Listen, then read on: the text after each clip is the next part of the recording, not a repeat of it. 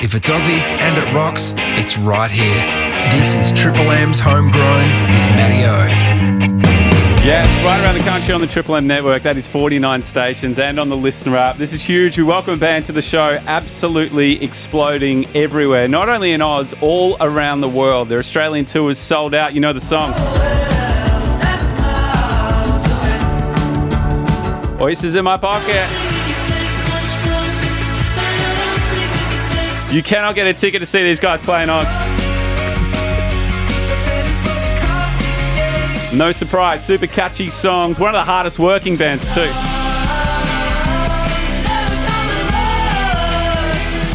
It's an incredible body of work.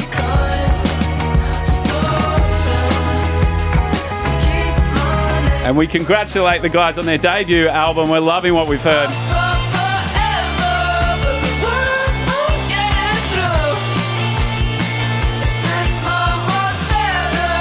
And how good is this?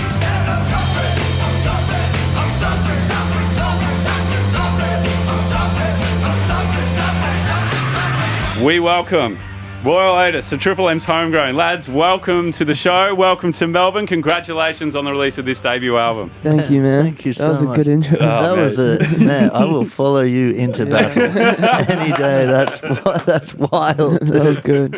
How does it feel to finally have this out? Like, when did, what I'm really impressed about with you guys, since you guys started 2019, is just like so consistent, like so many songs, and like, it's not just like songs that are uploaded to Spotify. Like, it's really carefully thought out. Like, the clips are good. Like, everything's great and consistent. Like, how does it feel to have a debut album out? Does it feel like what you thought it would feel like? No. Yeah. It doesn't feel like anything now. Yeah. It felt good when we finished recording it, you know? Yeah. And then every finishing of everything, like finishing all the film clips, like on that day, it felt good, you know? But like we've had it done since Year ago, April. almost. Oh, so you've had it in the can for a while. Yeah. Yeah. So, Nice. It always takes a while to come out after you record it. Yeah, totally. Did you guys have like a deadline where it's just like, all right, this is the time to do it? Or did you deliberately leave it recorded a bit early so you could change some things around and have a play? we recorded it in 3 weeks, and I think that was like the nice. deadline. But Yeah. and then after that, because we keep doing everything like ahead, so we've got a bit of slack, you know. It's a clever way to do it. On the line, you know. Yeah. For our Triple M listeners who aren't too familiar, I love the story of you guys. So you were living in New York for a couple of years? Were you living in the States for a little while? Roy was living there. And then you were traveling through Europe, and you guys were kind of exchanging demos and things like that. When was it? When did you guys meet for the first time? It's such a cool story. Like 2019, I think. 2019, I think. Yeah. Nice. I mean, like speckled throughout our whole lives, but cool. apparently, but I think I'm not even sure. Everyone's like, yeah, you guys met in the bar. It's like, we Tell went us with that one once, story, and then it's like run with it. But Yeah, we met like a few times before even discussing music and stuff. Yeah, nice. Yeah, because I feel like especially around 2019, obviously COVID was a huge drag, but before then, man, the Sydney scene was just great. Like so many awesome bands coming out, like heaps of places to play. You guys been in other bands before this? not really. No, like I've played. primary school and high school. Oh, really? But Yeah, not cool. really, like, Otis was busking out the front of the IGA. Hey, nothing wrong with that, man. No, it's brilliant. I'd get out there, do it. Yeah. Do whatever you can. Big ups. Now, big ups to the other members of your band too. Worth mentioning Julian.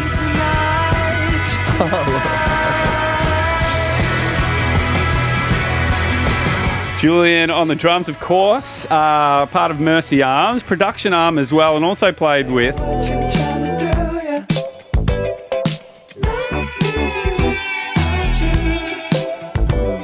Genesis. And of course, had you been recording at his studio? Because Julian has a studio where he plays and records bands, right? Is that where you guys first started recording? We did our first EP there, Campus. Yeah. First EP. We did the demos at like Roy's house in his little sunroom, and then we moved to Jules. to Jules's. Yeah. Yeah, nice. I believe there is another kind of super group there.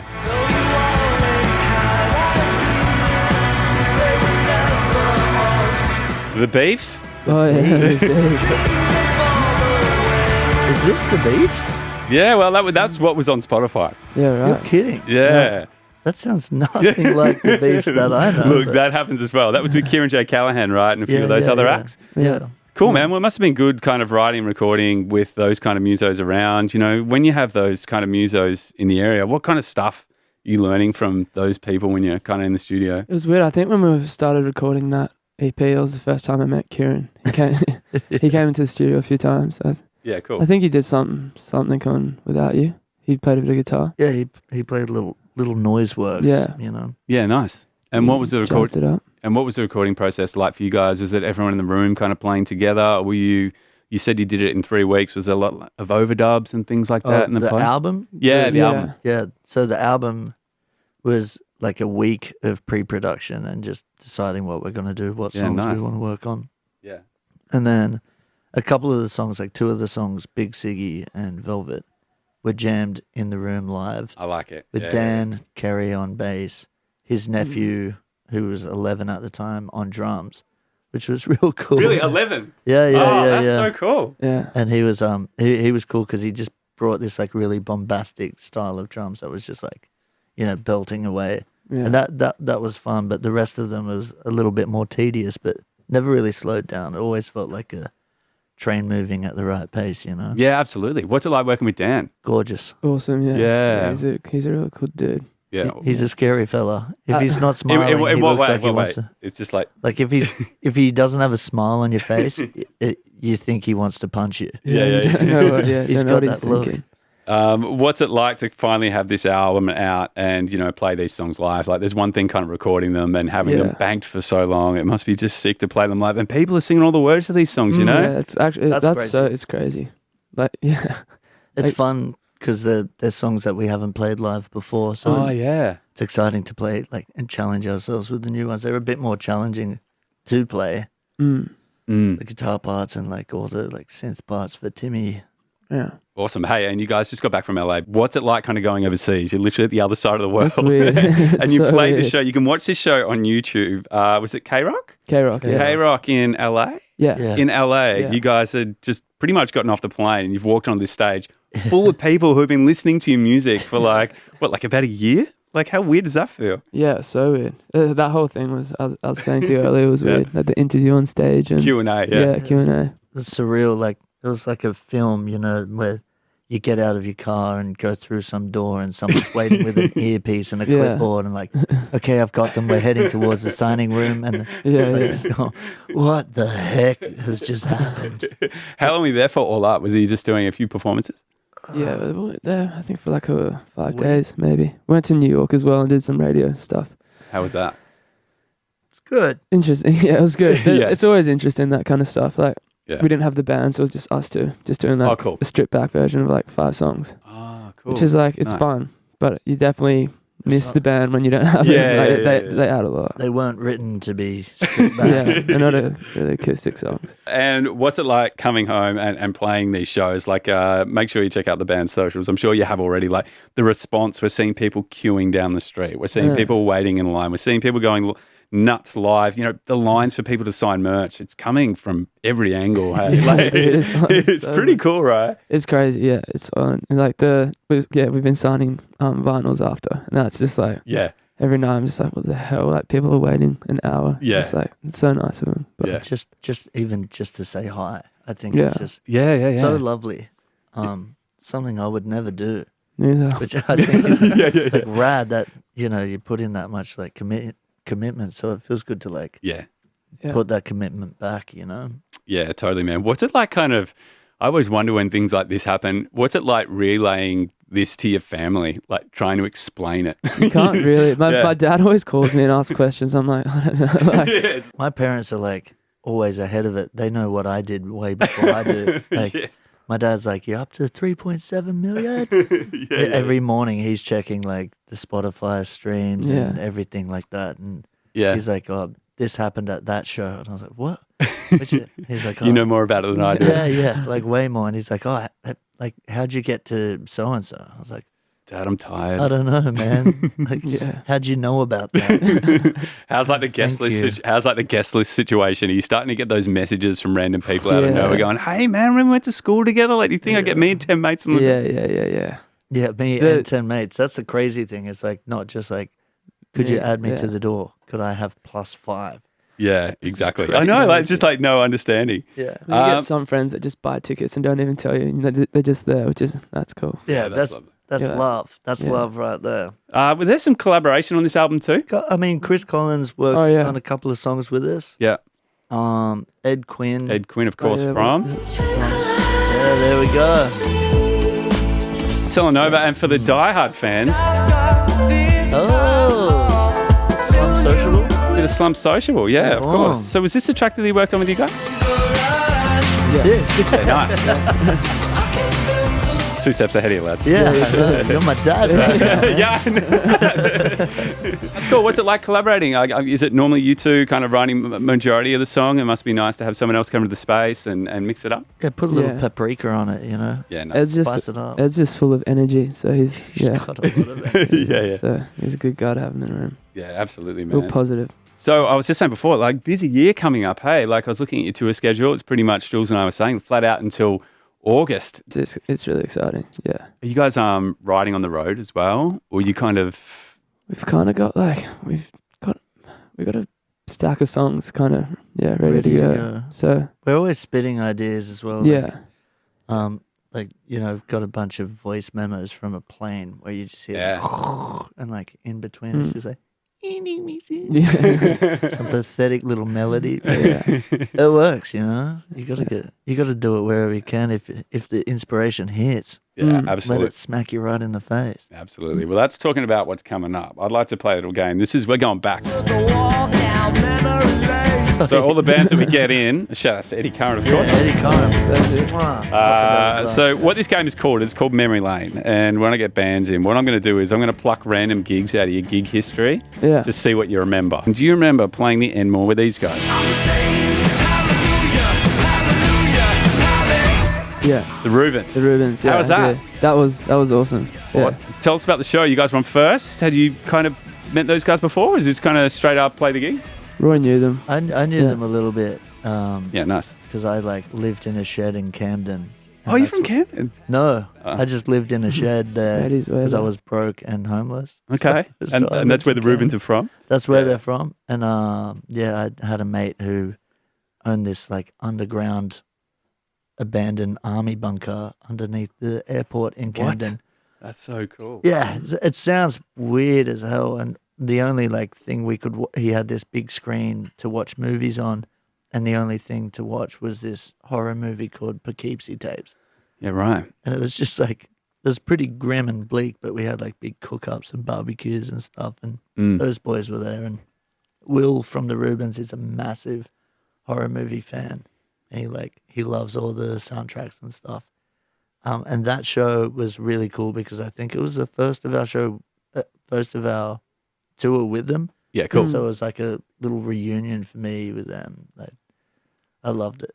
Oh, nice dudes. For me, yeah.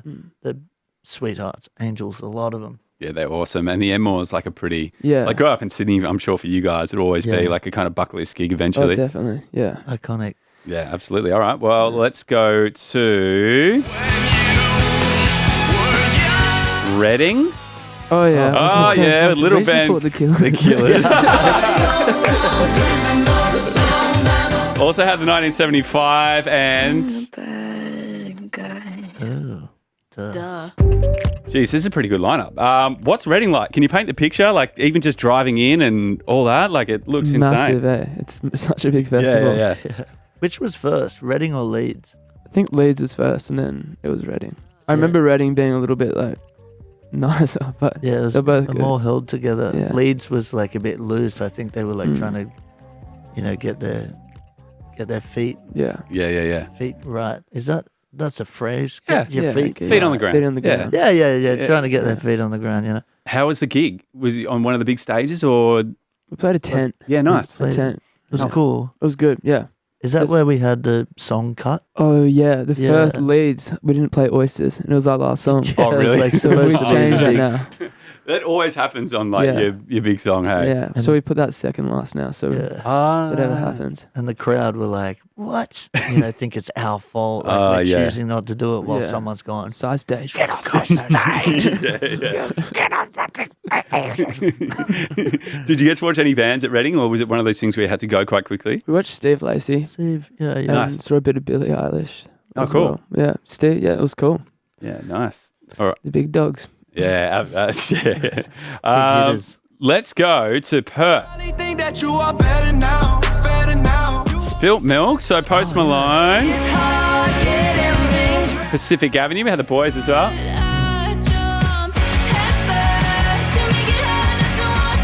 It's a good lineup. Any memories from the Spilt Milk Festival? Sitting back on that hill, watching Post Malone and all the fireworks and everything. Nice. Man, he was awesome live. Yeah. He's So incredible. cool. He seems like a good dude as well. Did you pick up the guitar at all, or was it just like on the mic? Yeah, he did. He did a bit. And he got someone from the crowd to play Stay, I think it was. Yeah. Which was cool. Really cool. Also, I met H. How was that? He's such a gentleman. Yeah. Like, and he's got these like piercing blue eyes that you just kind of go like, Mesmerized. "Oh, you're really nice, man." He's like, "Get the fuck away from me. Stop trying to get a photo of me." But you're going, Staring into my "Oh, eyes. you're so nice, dude." What have been like some of your kind of pinch yourself moments along the way? Like, might be meeting someone or at a festival or things like that, or someone reaching out saying they're a fan of their music, they're a fan of your music. Yeah. I think like mostly the response you get from the crowd, like in these like last shows have been, it's like everyone knows all the lyrics and stuff. It's so weird, but it's so like rewarding. Walking out on stage in Belgium, I think Whoa. it was like Pukkelpop.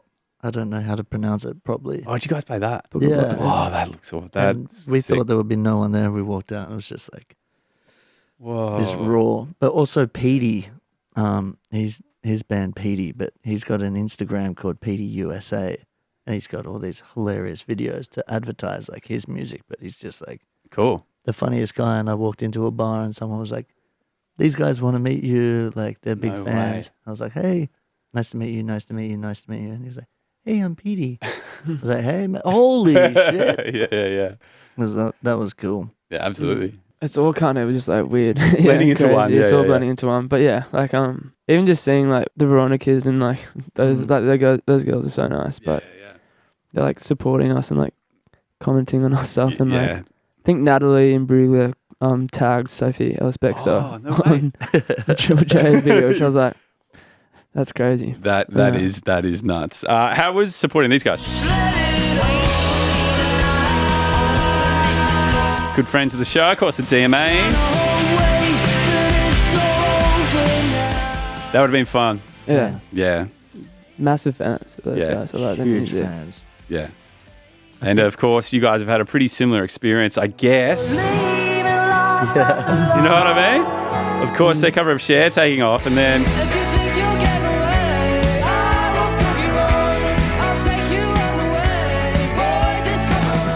can you kind of take me behind the scenes like after that performance? Because I've never seen like anything as instant as maybe since the DMAs did Believe. Like, it's just like nuts, right? Which is just bizarre because, like, everyone was being like, this could be a moment like DMA's doing Believe. And I was like, that can't happen again. Yeah. That's just like, You're literally saying that. You're like, it's not going to happen. yeah, that's impossible. Yeah. That's like it's just not gonna happen. So wipe that dream away. Yeah.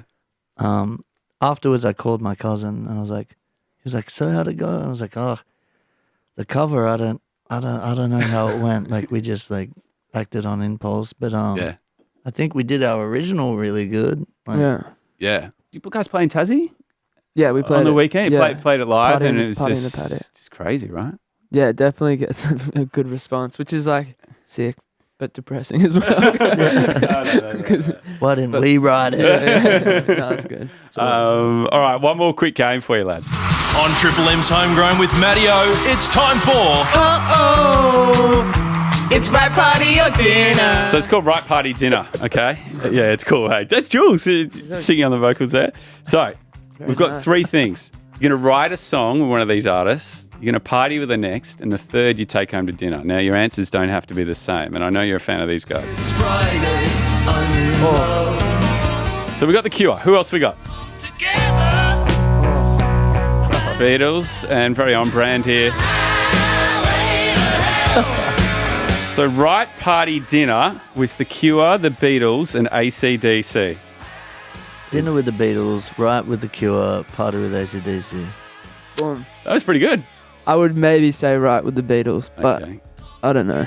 That's Yeah. a hard one. Okay. They're just not there anymore, though. You know? Yeah, well, I'd be riding with. Well, they're all in their Ringo? all the bands are in their prime. Yeah, in the. Oh, prime. we're going Yeah, off. all prime, sorry. that John changes Lennon it. would be pretty sick to get in a room with. Yeah, But absolutely. so Robert Smith is.